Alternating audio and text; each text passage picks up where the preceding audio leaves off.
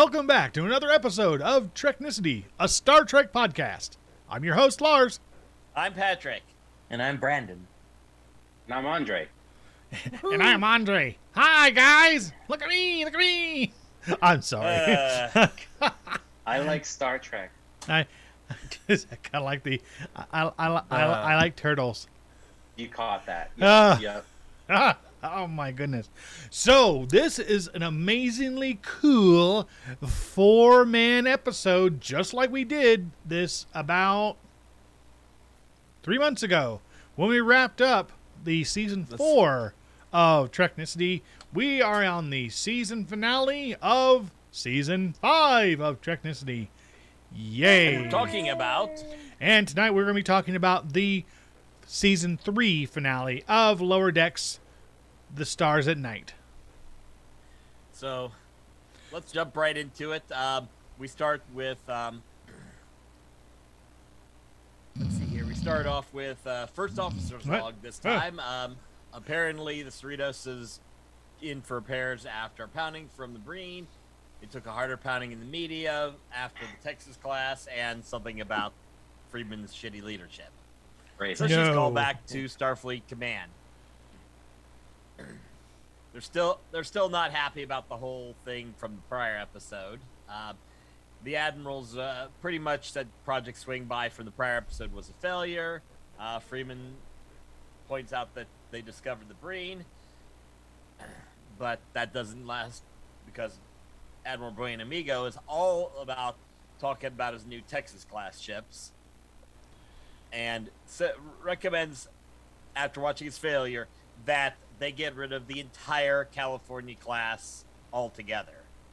And of course, the collective dun dun dun. And the opening credits. Yeah, That's this right. was like, holy crap. Come on, That's you all know, I gotta say. you knew they were coming at something like that with the cold opening because, you know, you just don't build up 10 episode or 9 episodes with the 10th finale going, oh no, we're gonna spend this episode just kind of gently cruising along, having no surprises whatsoever. Wait a minute, record scratch. No, that's exactly what we got. We got the moment right before the finish of the cold open. Yay. And Brandon? well, this is also we find out where Admiral Buenamigo is anything but. We're not there yet. Oh, come on, man! He was right there in the opening, the cold opening. He was being a dick. Yeah. And he played it so perfectly. I mean, he was so, like, even when she confronted him about it, he's like, "You're a good person." He's like, "No, I'm really not." No. And the funny thing, I mean, his name is just such an absolute, a beautiful irony. Admiral Goodfriend? No, he's not. Yeah. Not anymore. Okay. So we cut back from the opening credits. Freeman's confronting Buenamigo about this. And she says she's going to fight to see what they can do and wants to keep the information from the crew. Of course, immediately after that, Boimler walks in, hearing it from like third or fourth or I don't know how many at hand. Heard it from the Tal guy, whose name is... Tal guy. Yeah, what is his name? Hans. Hans. Yeah, he Hans finally the got Tal a name. guy. Yep. Apparently, he's also like the rumor mill, so there you go. Boimler starts reacting of how how the various crew will be, starting with Tana cursing up a storm because it's Tana. Makes fun of Ransom, and then it goes to Shax. And of course, that's the moment the doors open and Shax is standing there, gets upset and runs off. Boimler, of course, immediately goes after her. No. Is it just me, or is Shax a giant crybaby? Yeah, except He's when he's blowing shit up. Sensitive? Man, Yeah, no, I think he's just sensitive because, I mean, he went through all that hardness in the Bajoran War. It kind of shows that normal people I like him as sensitive, like how they had to kind of put that side away and then save Kira 1,000 times, or Kira saved him. So he's just a big sensitive guy. It's kind of ironic and hilarious. Yeah, I mean, he does look. He looks badass. Like he looks like he could, like, you know, he could take on the Hell's Angels and not have a scratch on him. But he's such a softie, you know. He's literally a softie that he's in love with a furry too. Oh yeah. Oh yeah. When she said, "Do you want to get some of Mama's milk?" I fucking lost it. Lost it. All of us were just like, you could feel everyone's face drop, including the characters. It was hilarious. Like, what the hell was that? I think that somebody's jaw hit the floor. Yeah. So there was an interesting reference that was said on screen too about the gossip rumor mill. He said, so the Philosian. So I just decoded that the Philosian's plant person in Tactical's girlfriend is a Bajoran. So because I think Boimler said, yeah, the Philosians in Tactical's girlfriend's Vedic. So I was like, oh, okay, so the Philosian in Tactical is dating a Bajoran. So I thought that was kind of a cool side note that, like, Boimler threw out for the rumor. Like, I want to see the Philosian in Tactical now. Yeah. Plant person. Okay, so after Boimler runs out, Tendy and Rutherford are sitting there talking about how they kind of left Mariner hanging, although Rutherford's mostly focused on looking at the code from the Texas class. So he's continuing to focus on that. We cut to I cannot remember names tonight. Mariner and Petra Aberdeen, who are robbing a temple, or more like accurately, it's Mariner grabbing and swinging across Indiana Jones style. Yeah, so it was. He tried to shoot him. Indiana Jones in a temple. Yeah, it was totally Beckett Mariner in the Temple of Doom, or the Raiders of the Lost Ark. You know, but totally like carrying the same little gold totem, like just like Indy did in the first movie. But of course, this time it was a tiny little Klingon. Yeah. So obviously, Aberdeen beams her out real quick. They sit down or chilling out and heading up. Mariner asks about who's paying for things, and Aberdeen kind of just brushes her off, and of course, she gives her the side eye. Then, so, dun dun dun. Yeah. Well, I mean, because look, they definitely built Petra Aberdeen up to be like a Vosh character, and Vosh was morally ambiguous. So you gotta that they were building that up. Yeah, like she's Bosch's daughter or something. Yeah, like definitely like some sort of very gray area sort of dealings, if you catch my meaning.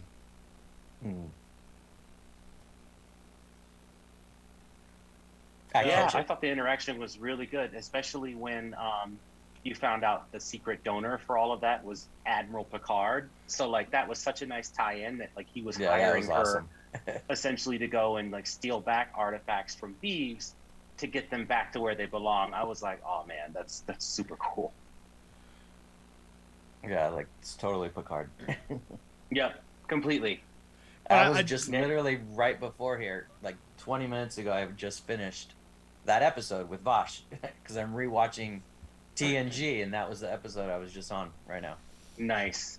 It's such a good episode. So we cut back to the Douglas station.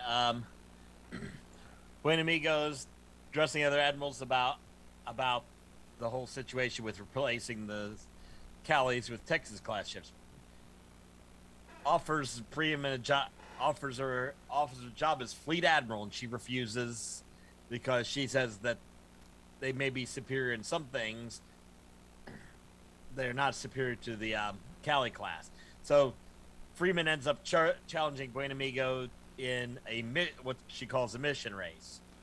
But of course he accepts because that's what you got. Of course, we cut immediately to the conference room where she's pointing out, I just made it up at the spot. Oh, that was a second. Yeah, it was like, what are we doing? We're doing a second contact race. What is that? I don't know. I just made it up right now. Did just a side note? Did anybody catch the whole thinly veiled political statement here the you know, the whole thing, they like the rivalry between the Texas class and the California class. I mean, Oh, that was shade. It was 100% shade. Yeah. Like yeah, I caught it. yeah, I mean, it's great that they have, you know, that they have like ships like the Alito and the Corpus Christi and the Dallas that they, you know, that we see later in the episode. But the whole thing is, I'm just sitting there the whole time like this, like I'm like, man, these guys are just like, let's poke the bear. Let's just poke it. And you know what? Screw it. Grab a sword and just start stabbing it because like we're gonna get away with it because it can't do anything about it. The Corpus Christi, like that name. When the computer said that, I cracked up. It was such a random ship name to pick.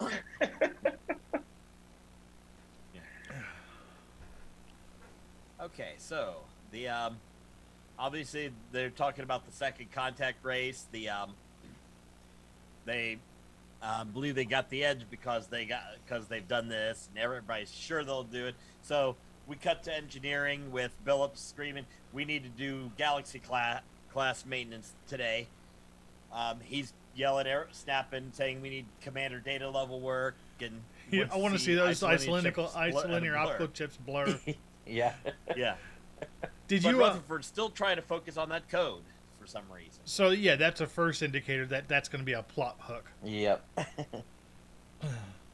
You know, him randomly looking at it like being distracted earlier in the episode was an indicator, but this was at this point you know they're going to use it as a plot hook. Yeah. Now you're like, okay, so this is gonna be the answer to those ships. Yeah, there's something going to happen and this is going to be involved.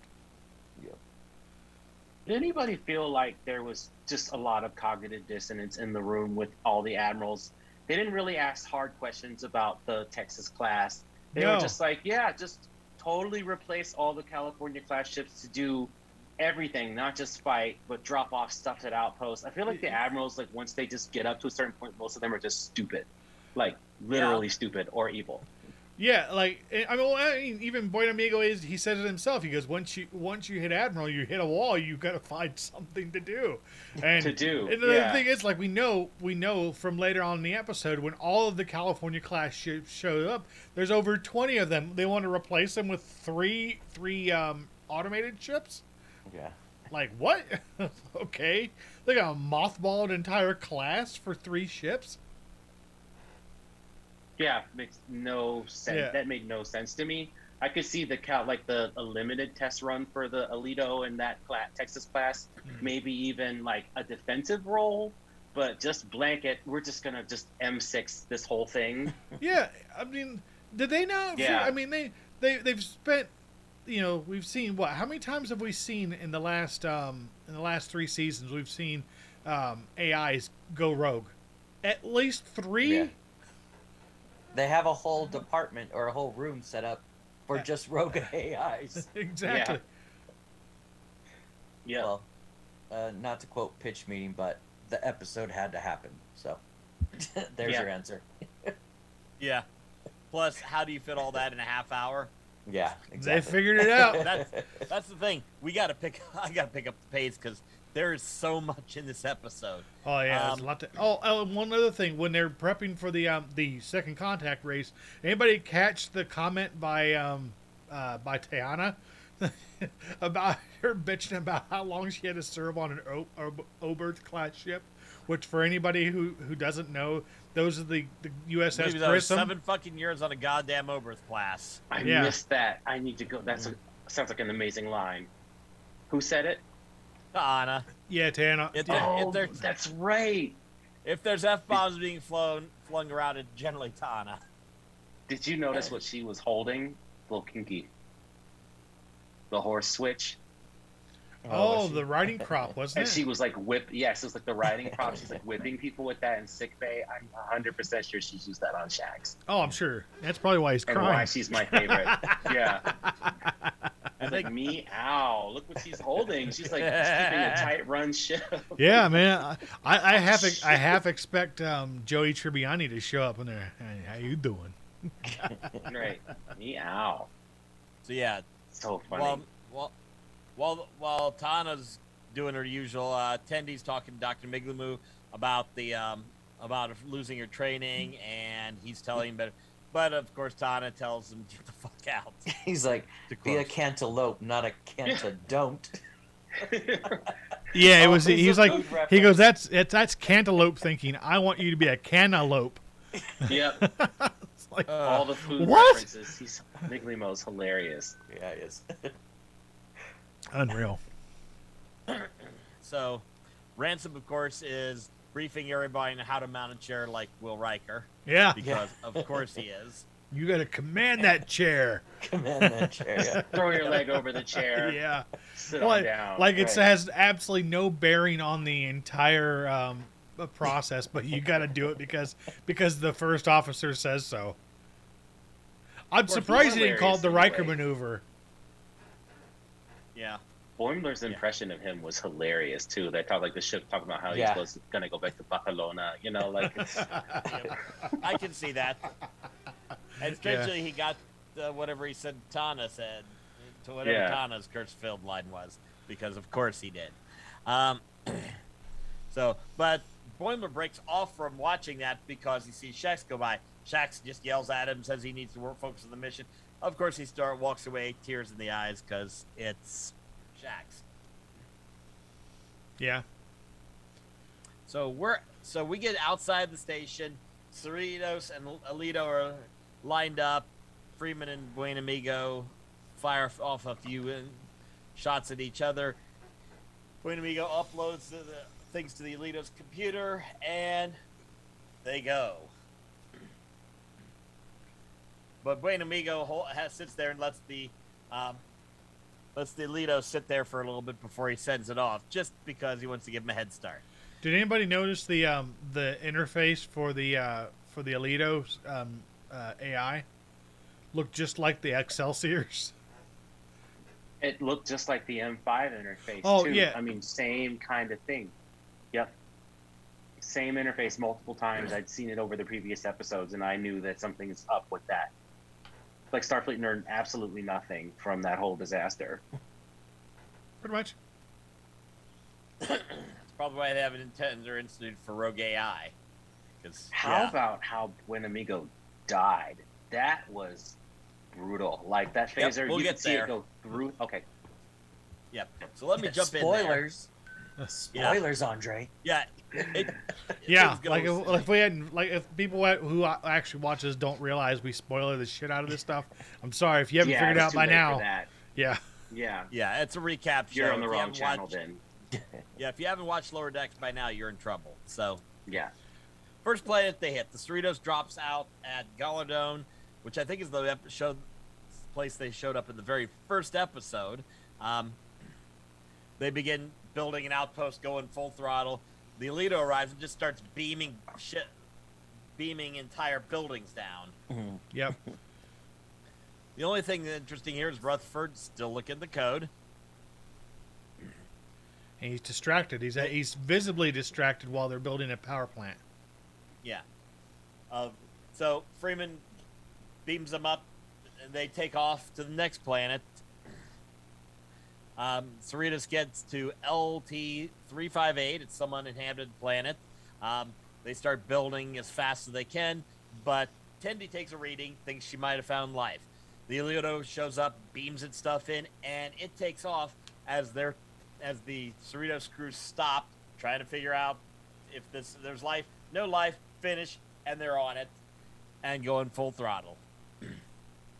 It is what it is. Third planet, they get to Achmetic 9, which is one of those planets that phases in and out only for so long. We coupled to a couple villagers. I think one of them was modeled after Pauly Shore. They're arguing with each other till the supplies beam down. The guy's acting like an idiot. The Cerritos arrives and the planet phases back out. And they've lost the race. Oh no! And of course, we cut to Buen Amigo going, looking all evil because, yep, there you go. Of course, we haven't gotten to the worst yet, so. Yeah, man. Look. Buen Amigo is like Mr. Burns evil. Evil Yeah. for just evil's sake. knew it was a setup with him when the Cerritos got into the situation he did and the Alitos showed up like it did, because I mean the Cerritos goes to this planet, which the Onara and Brekka follow up was epic, by the way. Like I've been wondering what happened to those planets for years. Yeah. But when like the Cerritos came under attack and the Alitos show up, I was like, he set her up. And I wonder if people on the Cerritos were killed. So like I knew then that he was up to no good because it was just all too convenient. Yeah. So, Was that planet that phased in and out with? Was that actually in T? I know there was an episode with TNG with that. I don't know if it was that There- planet or another one. Let me see. There if I was can one find... in Deep Space Nine. Oh, was it Yeah. Deep Space Nine? Yeah, yeah. Mhm. And Jadzia decided, okay, I fell for this cute guy. I'm staying here. Oh, that's right. Yeah. Yeah, completely out of character for Dax, but oh well. Not the worst episode. Let's see here.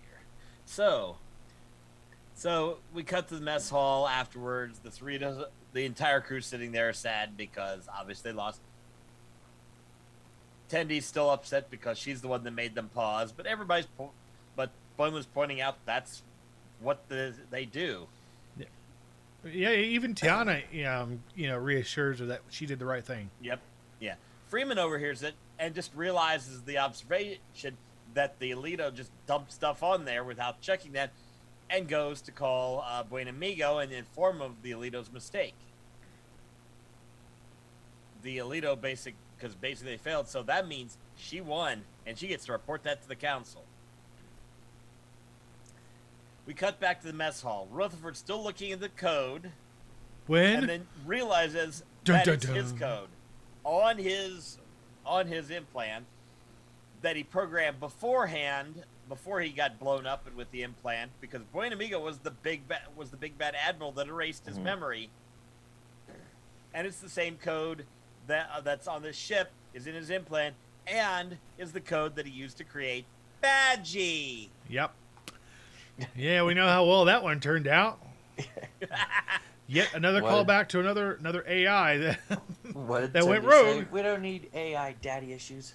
Yeah, we've been having. I think Star Trek ships have been having those since 1968 or whenever, 67, 68, even somewhere in there. Yeah. Yep. When M5 decided to have his fun.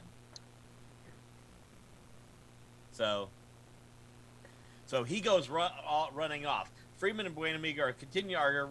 Rutherford rushes in, tells Freeman of the code, and says, "This is the big bad." And Buen Amigo says he should have killed Rutherford. Oh no! Dun, dun, dun. And basically, this is where he says that that once you become an admiral, you hit a wall, so you got to do something to break out. Was that the moment that Alito that the Admiral Brendan Ligo went off the rails in his mind, because he was like, his tone totally changed. He's like, I should have killed you all. I was like, oh, his career is done. Does he know this? Yeah. Like, they're probably recording this. Like, yeah. That's okay. He won't have to worry about it much longer. No, he had like 5 more minutes to contemplate his existence from there.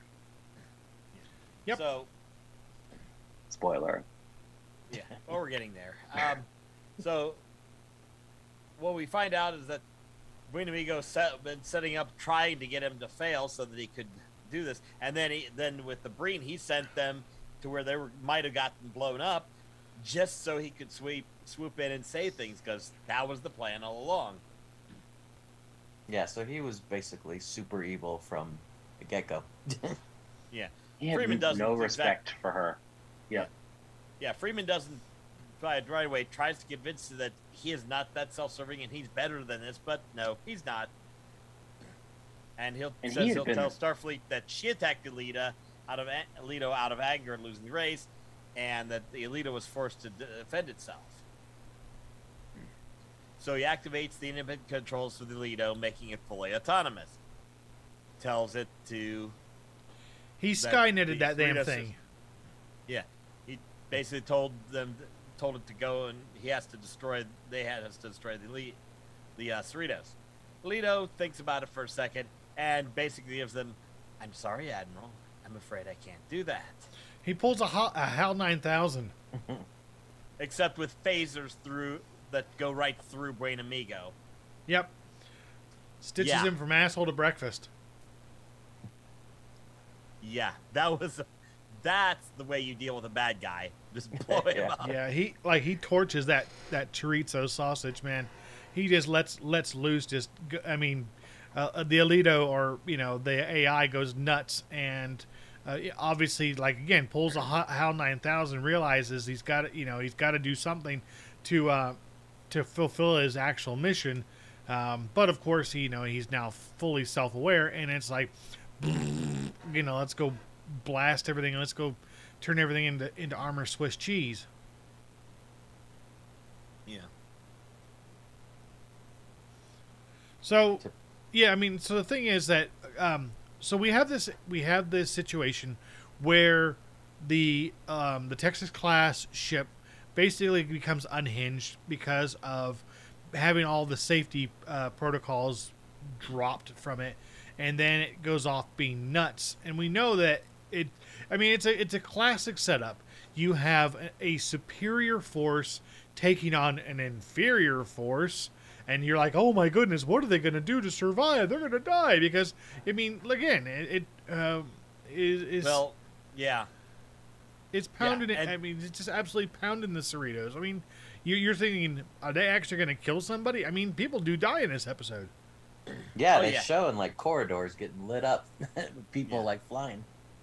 And it gets worse Yep. because the Alito activates two other ships, the USS Dallas and the USS Corpus Christi. So now we got three of those. Now we got three evil Texas class ships, and the Alito just wrecking just blasting the station left and right, and everybody's left watching in horror. Does anybody, I know Patrick won't be able to answer this because he's never watched the series, but has this smacked anybody else the same as the Kalon situation from the Orville? Yeah, where like they're significantly stronger. They Right, can, and the thing yeah. is, they suddenly just like a light switch just flips, and Ye- suddenly it is on like Donkey Kong. Like they Oh, are, yeah, 'cause they that's are exactly out to, how it was. yeah, they are like 1 out second that- to like just, and it's not even like a, well, we're gonna No. just fight to win. We're gonna fight to No. extinguish Yeah. you. We're gonna genocide your entire Yeah. race. Exactly. Yeah, it was literally a switch. Maybe that's probably where they got the idea from. Yep, and especially the way that AI like pulled it right up to Buen Amigo's window and was just like, "I will tear out your heart," or something like the same line that Badgie said. I will burn your heart in a fire. Yep. Yeah, will burn your heart in a fire, and then shot him through the heart as he like vaporized and exploded. I was like, that's probably one of the more violent Admiral and character deaths I've seen. I loved it. I got it He frame by was frame. vaporized. Yeah, Yeah, it was cool. frame by frame. I paused it. I was like, ooh. Right, right. Look, it's like Bart in that episode of The Simpsons. Look, right here, advancing frame by frame. Oh, yes, right here, this you is where can his see, heart- you can see right where the phaser goes through his heart.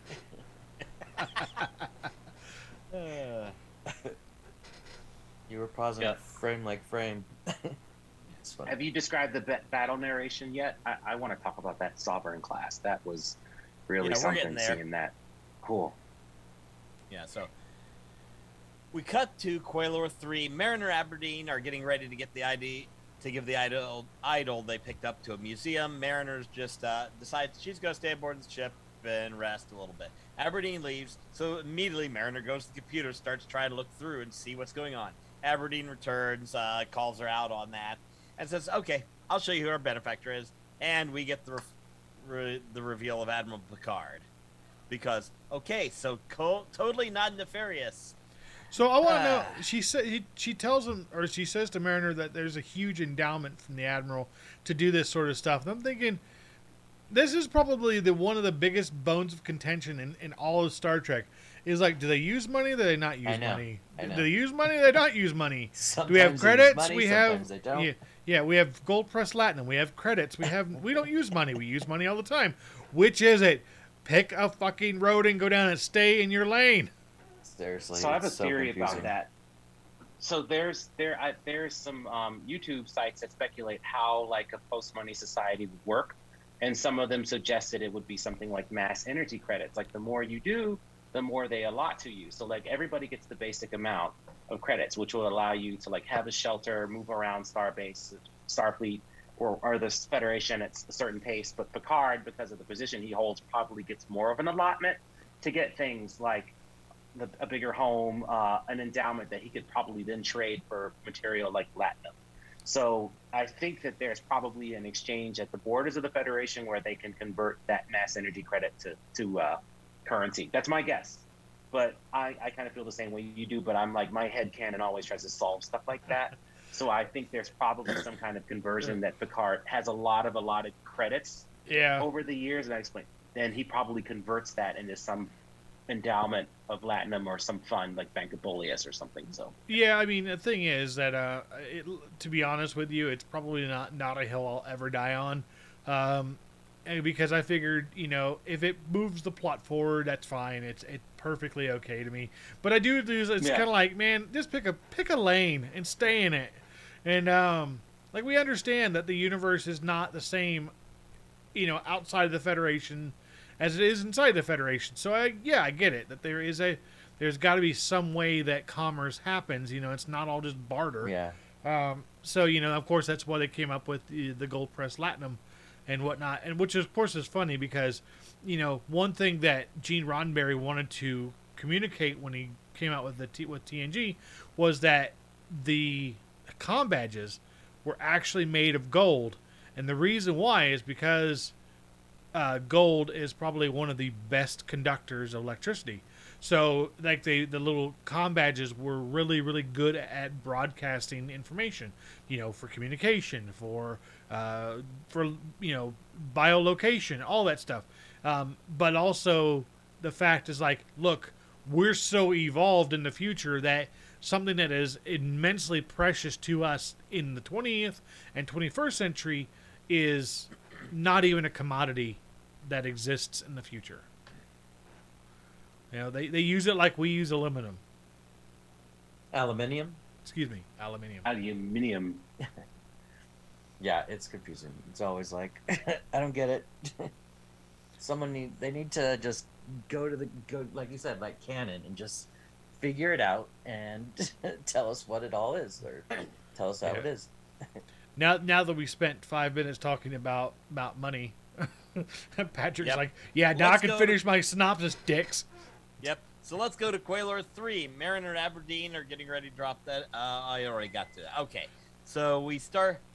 So basically, this starts an argument because Mariner wants to go to do stuff.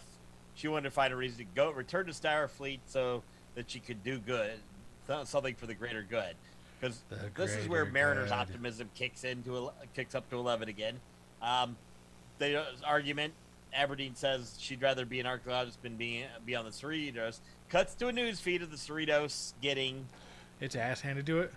Yeah, as usual, being attacked at Douglas Station. So Mariner jumps to action, says they got to go help. Aberdeen pulls the phaser, but convinces her, says we got to go. So they saddle up and they go. The Lido, the Dallas, Corpus Christi are tearing up Douglas Station. Cerritos is getting ready to blast, and in rolls the USS Van Sitters, big old Sovereign class.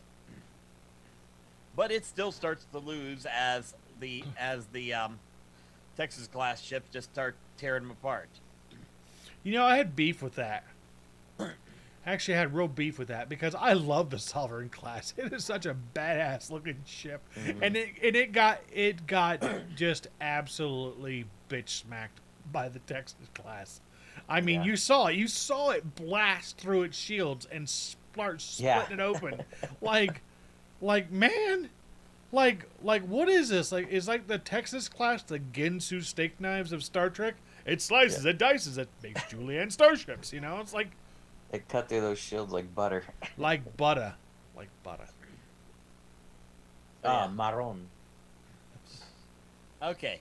So it was interesting, like... Scusi, Patrick, scusi. Oh, sorry. It was interesting seeing that Sovereign class, because, like, they are the state-of-the-art ships coming out in the 2370s, and by the 2380s, they're still state-of-the-art ships, and it sent that one in. And then by the late 2390s, 2400s, you start to see like other more powerful ships start to supplant the Sovereign class, and it falls into like the main like role, not really like the biggest ship. So maybe by the 2380s, like the Alito probably has some brand new technology, and then 3 of them might have been too much for the Sovereign class. So like, because it's been maybe a little over a decade and a half since that ship came out, but I felt a little sad too when the Sovereign class kind of got demolished a little bit, but it just shows that I think that some other technologies are probably still coming out. To me, they're like the new Constitutions, you know, and at some point the Constitution wasn't the best ship either, you know. No, yeah, fair enough. I mean, obviously that was the whole discussion in Star Trek 3 where they were calling the Excelsior class the superior ship, you know, the superior design to the Connie class, and it's like, you know, I get that. I mean, but there's just so many disparaging pieces between these things, like the one other comment, you know, like when they're talking about when they're in, you know, when they're talking about their ultimate solution that takes out some of the enemies, and they're like, oh, you know, won't that rip us out of warp space? And they're like, or won't that tear us out of warp? Boimler says, well, better than being torn up by photon torpedoes. I'm like, okay, guys, pick a lane. Are they photon torpedoes or are they quantum torpedoes? Because we know that the Sovereign class has quantum torpedoes. I know. I probably picked the stupidest hills to die on. I don't know why we didn't see it firing quantum torpedoes. I was like, they were shooting photons at those Texas class, when clearly I would have come out with the heavy quantum torpedoes. Yeah, I noticed that too. And then the purple torpedoes were new that the other ship had, because they split into like 5, which I actually thought was kind of cool. But, yeah, that was kind of a neat thing, but also just seems kind of militaristic for Starfleet. But again, isn't that what the Texas ship is, right? It's a military That's ship. what I thought. And then they were doing like colony resupply, and I was like, that seems like a stretch, but yeah, I thought at the beginning they were just there for like military purposes, for protection or assault. Which would make more sense to me unless you man the Texas class with sense, like the same sense you see in Picard. Like if you had a bunch of them on the ship, then they could go down and scan planets and find things that Tendi didn't find. But I'm probably going down the rabbit hole with that.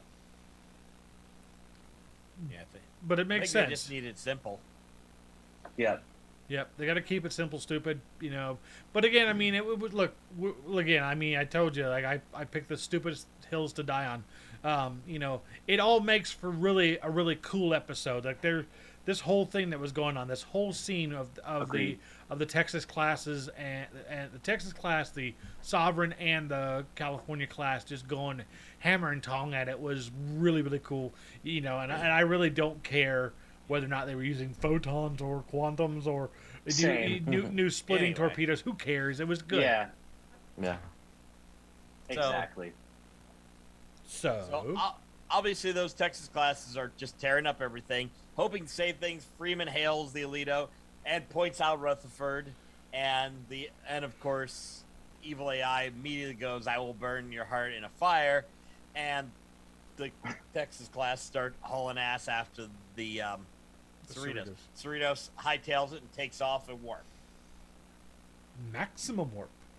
Yeah. As in maximum warp me? Yeah. So the ships start overtaking the Cerritos immediately, start firing on it. Freeman orders maximum power to the warp core. Billup just cranks it up, and they take off. They take off even faster, flying the ship half apart. So Freeman's calling for options. Shaxx fly her apart then. Warp core. What? He said, "Fly her apart then." Okay. Oh my. So Shaxx suggests ejecting the warp core. Ransom suggests dropping out of warp. But the AI isn't going to get surprised by anything. So Miglimo suggests rendezvousing with the Titan, but they're across the system. Barnes throws out the deflector dish, modifying that, and they keep going. And Boimler finally gets fed up and says, "Shut up and listen to Shaxx." Captain thinks about it, realizes that that's the solution, and gives Shaxx order to check the warp core. So he goes running down the halls. Everybody's cheering him, and it's a beautiful thing. As they pop it out, the warp core drops out and explodes the Texas class ships as the Cerritos goes spinning out of warp real crazy. And what does he say? I've been waiting for this, or Yeah. Yes. Did anybody catch the was it the Temerian? Who's the Temerian guy? Kayshawn. Kayshawn, yeah. Everybody catch him. Like, he was basically making some he was making some metaphor of a dude getting laid on his wedding night. no? Yeah, totally. That was the funniest thing to do. Like, the whole crew knows that Shax wants to eject the warp core, so they were like all cheering on the way there, and he was like, "This is all I want to do." And that was so funny and rewarding to see he finally gets to eject the warp core. Yeah. So funny. It's so well written. Like, I love this show. Yeah. So the Cerritos is now adrift and trying to determine if they managed to blast all the ships out. Barnes confirms the Dallas is down, Corpus Christi is down, and then the Alito shows up, still survived, and starts firing on the Cerritos. Because of course it did. Yeah. Freeman gives the order to abandon ship as the ship is just being shot to shit yet again. I swear they just I think because it's animated, they can just blow it up as many times as they want. So, but they're about to That ship leave. is- Freeman. Mariner shows up, calls out that she's come to help. Freeman tells her to get out, but she says she brought help. So in jumps the USS Oakland with Captain Ramsey. Let's see here, who else comes up? The USS Alhambra, the Durango, Merced, Meyer. Inglewood. I'm sorry, the USS Merced, the USS Carlsbad, Vendome, and USS Inglewood. They all jump in. Oh yeah, there's tons of them, and my favorite was the last one that was read out was the USS Mount Shasta. Yeah. Oh, But I was so happy, as I was saying pre-episode, that we're putting together a Star Trek role-playing game, and the name of the ship that we got is a California class. It's a USS San Dimas. Mm-hmm. The whole time I'm like, don't say San Dimas, don't say Sam, don't say. No, we didn't say Sam Dimas. Yes, damn it. All right, cool. yay, it's not taken. Yes, all right. But yeah, so yeah, apparently all, but hopefully not all, but all the Cali class ships show up, just start blasting the shit out of Alito. Tries to fire on the Cerritos, but Mariner stops it, and they blast it to hell, and it dies beautifully and happily. The Cerritos is a battle axe. I kind of like seeing it damaged like that, and then always coming back, because that ship has taken so many hits. I mean, it's had its one and part of both nacelles destroyed. To me, it just shows how the Cali class is really tougher than it's led on to be. Even Riker earlier in one of the seasons said, these ships take more of a pounding than we thought. And It's more of a pounding than a drunken prom date. Hey yo. Wow. That's I just silenced the accurate for entire I silenced the entire Yeah. episode. It's like, Wow. Wow, Man, it's like- there's crickets Wow. in here. Well, I was waiting for everybody else to respond. it's just I don't know how to There's respond not to that. I was enough to say after that. accurate, right? This is funny. But she was hit hard. I mean, I was sitting there like, this ship just gets utterly destroyed. I was thinking people in engineering were gonna die. Like, those torpedoes, they hit the nacelles. I mean, I don't know. Maybe the Alito's just a bad shot, but the ship got damaged. Yeah, well, the one of the nacelles was basically just blown to pieces. I mean, it was still there, Yeah. but it wasn't functioning. Yep, it's tough. It's a tough ship. It really is. It's tougher than I think they get credit for. I think that's the beautiful part of this entire storyline is the fact that, this has always been a very tongue-in-cheek, very, skewed slant. I mean, they're obviously, you watch the opening credits to this entire show, and it looks like the Cerritos is cowardly, inept, underpowered, Yeah. mismanaged, Yeah. yet it still keeps coming back. It's like the bad penny you can't get rid of. The Energizer Exactly. Bunny. Yeah, and even though like they set Freeman up to fail, she did marvelous at Deep Space Nine, and then the Cerritos is surviving all these crazy conflicts. So it has me like cheering for this underdog ship and underdog crew. Yeah, and I think, something that Patrick had actually said to me over Discord earlier on in the day was that he'd gone back and watched Strange New Worlds, the first episode of Strange New Worlds, right after watching this episode. And what was the comment you made, Patrick, about Star Trek and what makes it effective and what can make it a failure? Optimism. That is literally the thing. Optimism, Captain. So agree with that because like especially now like seeing the first seasons of I like Discovery, but seeing that first like depressing war, I don't think that sells as well. Like Strange New Worlds brought back this optimism I think we'd all been craving. Yeah. And then like even though Cerritos has been like going through it, they still have that weird Starfleet. Like they share a lot of the lines from the show, and even Discovery has kind of picked that up now with the optimism that they're going. Like we want to see the vision, Yeah, speaking of Discovery, I was telling Patrick just recently. I was like, you know what? I'm gonna go back and I'm gonna start. I started watching Discovery again from the beginning because I've been so skewed on how much I hated the series, how much I came to just absolutely hate the entire series and not wanting to watch it and all that stuff. I thought, you know what? I'm kind of in a clearer mind now. I'm gonna go back and start watching it again, see if I missed something. it's worth it. And I was like, first episode, I was like, okay, this is better than I remember. Second episode, okay, this is better than I remember. And I'm like, maybe I'm wrong about this. Then I get to the third episode, I'm like, no, I was right. And walked away. I was like, damn it, screw you guys, man. Like Jason Isaacs is a great actor, and you turned him into a chump.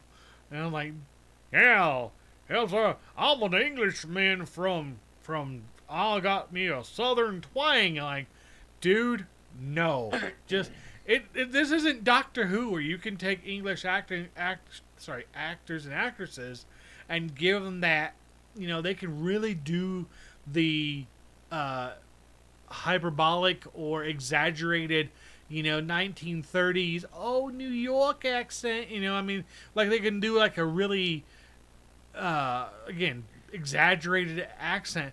You tried to take a guy who's English and make him sound like he's from Texas, and I'm like, and then you wrote the stupidest storyline for him.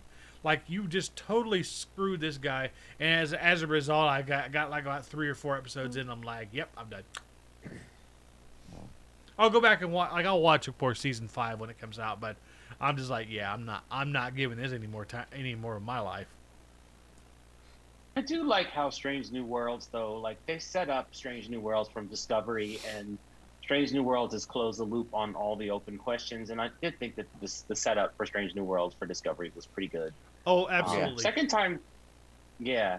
And they did, especially with explaining why Pike gets a limited number of days later on. And then in Strange New Worlds following up, like he can't avoid his path. So I really liked that tie-in in Discovery when they did it.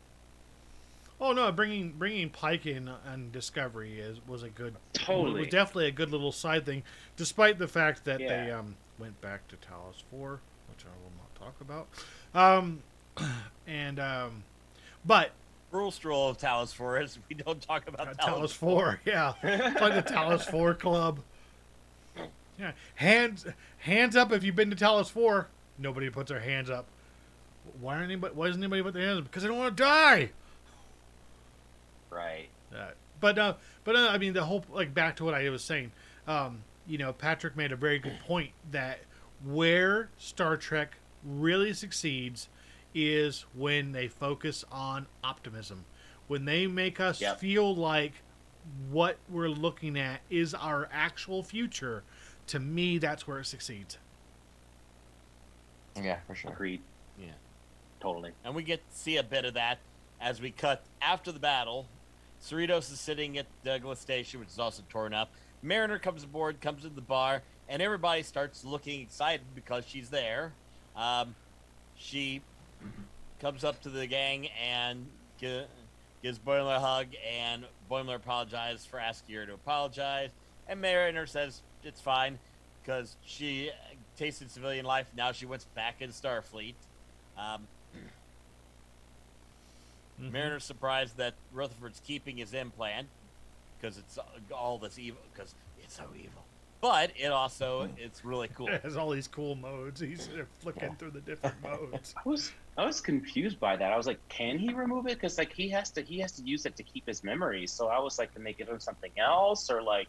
But apparently they can, because he had a choice to get rid of it or maybe replace it. Yeah, but then the character changes. That's no fun. So Yeah, I know. Yeah. Eugene Cordero needs to, he's a great actor and he does a really good job with Rutherford. And they need to keep Rutherford that way.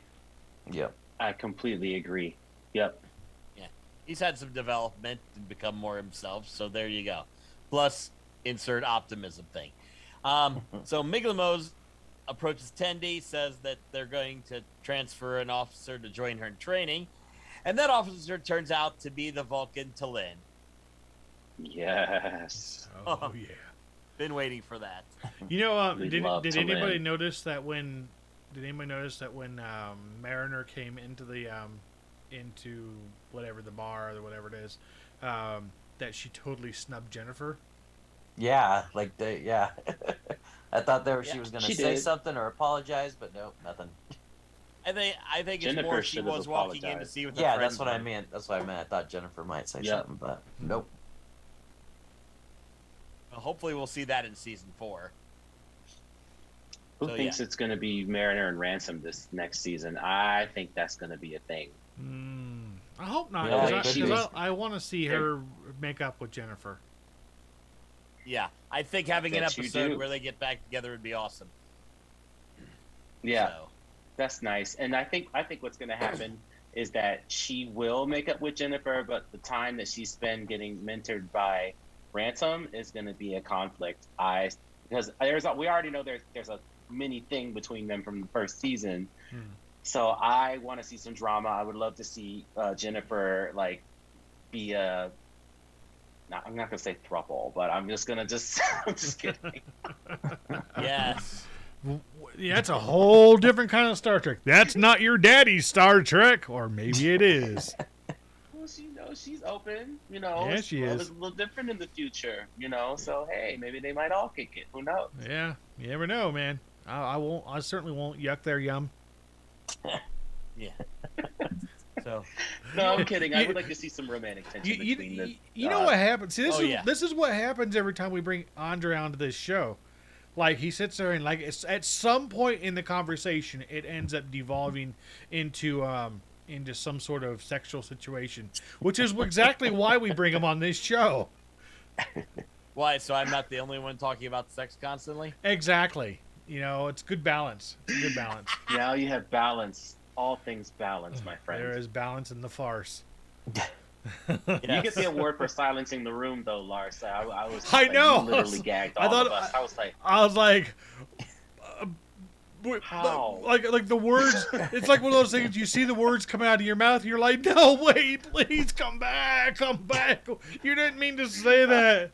Because I was like the way it was seen in my head was completely different. It was playing out way different. I was like thinking the whole Men in Black thing where where Jay is in the morgue with Linda Fiorentino's character, and he was like, well, if you weren't coming on like a drunken prom date, and she's like, oh, that's so typical. When a woman shows, a hint of slightest sexual independence, and they're like having this fight. So I go like, that's where I'm like, yeah, man, the whole conversation's going down this way, and I'm like, blah, blah, blah, blah, blah, blah, and then it's like, cricket. Like, holy shit. I was like, what just happened? What happened? What did you do, Lars? What did you do? Now it's because of you we can't have nice things. Oh man. So, man. Go ahead, Patrick. Yeah, there's still a little bit more to wrap up. Yeah, we're almost done with this. So Shax comes up to Boimler, Bulma starts apologizing, but Shax basically hugs him into the bear pack because he got to blow up the warp core. Aw, bears. Yep. So Why am Finally, I not there- the only one who went there with that? I was like, okay, whatever. That's what I thought when I heard that. I Thinking, was like, oh. bears. Okay. I didn't even think about that. Oh my god, that's what. Yeah, that's hilarious. That's so funny. okay.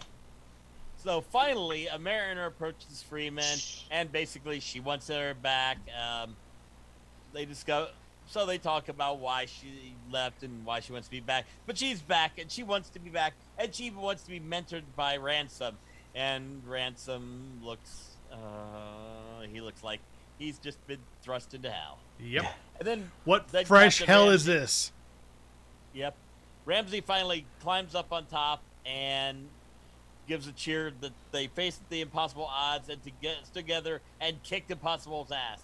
And they start chanting for the Cali class as we cut out to the end. And that's the end of the episode. Or is it? Doom, doom, doom. Post credit. The Okay. first post credit. First, Are is you it the serious? There was a post credit. I stopped it once credits No. rolled. first? Oh, so great! We get to spoil it to somebody on the show. Because Okay, they so- never had it either. before. All I right, so- figured, oh, so why what they not? do I'm is- going to read this What is it? verbatim because this is exactly... What I'm they gonna do is mostly read this verbatim. In the Kala Oh. system, we come back to the Packlid Clump ship, you know, the one that got blown up, and Peanut Hamper. We cut to the season. Peanut Hamper was hanging out there, then escaped. yes. So we cut to that. We cut to a shot of Rutherford's old implant floating. A green tractor beam locks onto it, starts pulling up, and on the view screen, we get a brief glimpse of Badgie.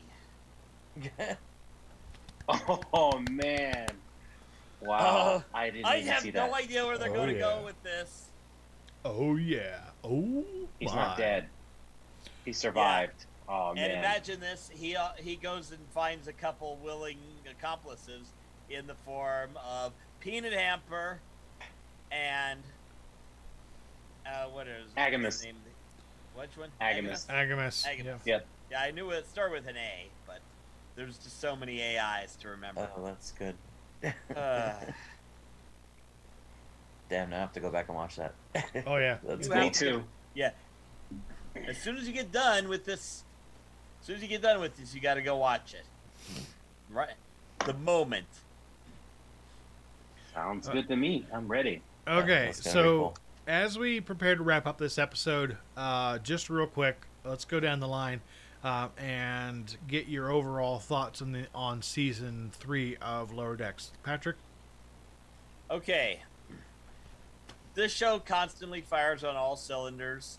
Some were a little bit better than others, and it's what happens when you have to compress a season of 10 episodes, half-hour shows, and fit Star Trek storylines in each one while doing comedy, while trying to develop characters with this many characters. But they're somehow doing it to where we can enjoy, and I only confuse names because I can't remember names with the rat's ass. And they've set up so many nice things. They resolved so many things this season that they started from season 1, season 2, through season 3, and now finally we're getting to season 4. They got a whole new raft of things we want to see that we haven't seen. Obviously, Talin, things like that. I'm excited. I cannot wait for season 4. I'm going to have to wait sad now. Yeah, that's the thing for me is I love the fact that we get these wonderfully crafted seasons and episodes, but the thing is they're truncated, so we're only getting less than half of what we're used to with a Star Trek series, sort of pre-New Trek era. We're like, okay, that's cool, but why are we waiting just as long for another 10 episodes? Like, man, come on. Yeah, it takes a while. But I agree, they do fire on all cylinders, despite the fact whether an episode is better or worse than a previous one or a future one. It still fires on all cylinders. What do you think, Brandon? Yeah, it's just getting better. It's like every season is just as good, if not better than the last. Um, it's still super funny. It's still like just I'm constantly laughing, and I constantly love the callbacks to previous Star Trek shows and previous Star Trek movies, and it's just like keep that coming. Like do not stop doing that. It's amazing when they do that stuff. Yeah, Like it's the a episode where they went to view First Contact. Like I forget the episode. oh, you Like talking that episode was amazing. that was the first episode, Grounded, where they went back to Bozeman, Yeah. Montana, Yeah, like stuff like that. I love that stuff. That stuff's amazing. and the fact they brought back the likes of James Cromwell to reprise his Yes. role as Zephram Cochrane.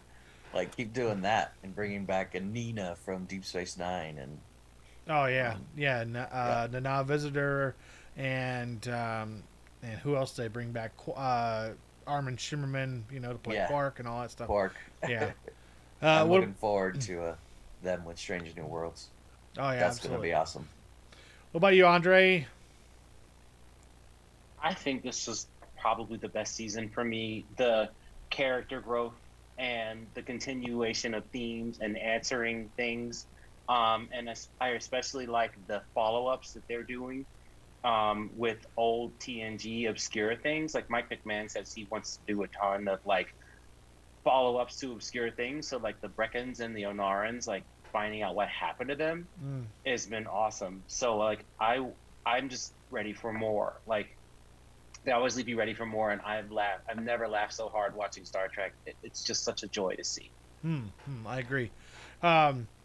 As we wrap up again here, Andre, I believe that you are working on a podcast of your own, and you've got an Instagram and a Twitter. Do you want to share those with our viewers?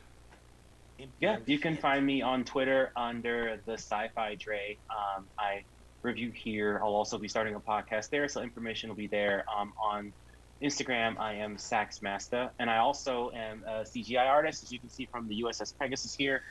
You can find me at artstation.com/sci-fi Dre. And thank you so much, Lars, for having me and team. Oh, absolutely. Yeah, I mean, we need to do more of these types of We will. episodes going into season 6 of Treknicity, of which we will be back at. We're going to take a short break. We're going to take a 2-week break so that I can just get a few things caught up, and also because of the fact that the only real Trek series that's going to be running at the time is going to be the last or the back half of season 1 of Prodigy, and we're going to be prepping for the new season of Discovery and then the last season of Picard, and eventually we'll just after the first year we'll get the season 2 of Strange New Worlds, and so we'll take it from there.